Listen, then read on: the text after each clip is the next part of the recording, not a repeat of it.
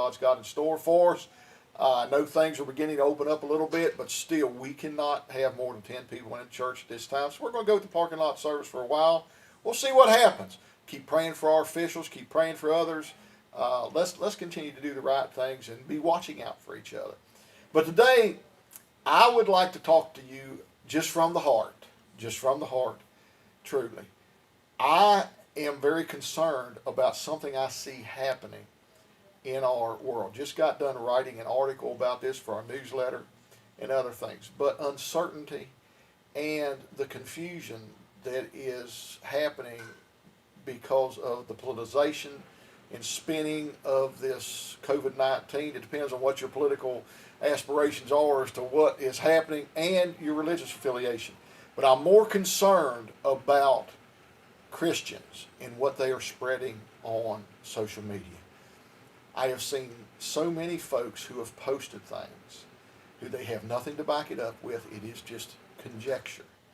And we need to be careful that if anybody should be concerned about truth, it is us as people of God, as Christians.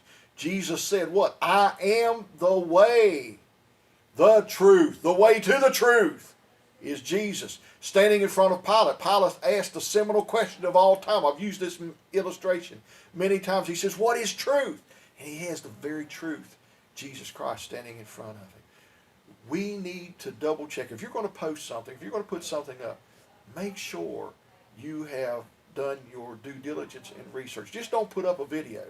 There is so much disinformation, especially in the Christian world, because people are more willing to listen to things that are conspiracy theories and other things. The truth is a hard sell. I'd like to talk to you with this and give you this example.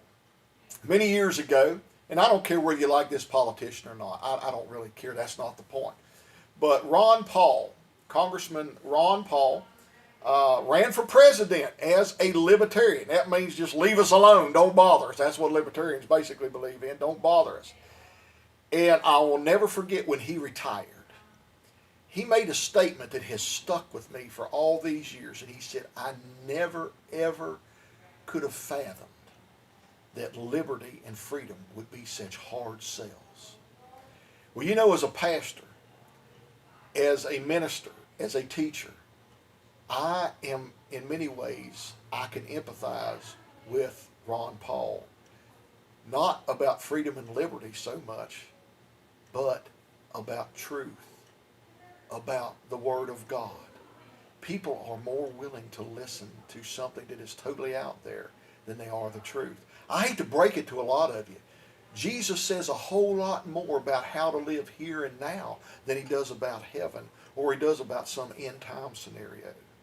And he says a whole lot more about our reaction to others than he does about, as far as I know, he says nothing about political affiliation. I know that's important, yes. But that's not what ministers should be preaching about. That is not what we are here for. We are here to preach the Word of God, to be Christ-centered. And I pray today that anybody that hears this, that before you put something on social media and add to the confusion, add to the disinformation, that you would make sure that that is something that is reliable. Is it a reliable source? Is it even true? If you're not sure, don't post it. Don't put it up, because all it does is add to confusion.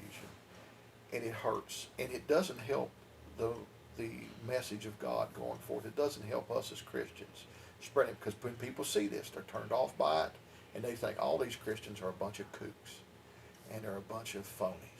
And I pray today we need to be interested. Again, if anybody should be interested in truth, if anybody should be interested in what's accurate, it should be the people of God. And I pray today that we would take these things very seriously. And the Lord be with you and keep you this day and all.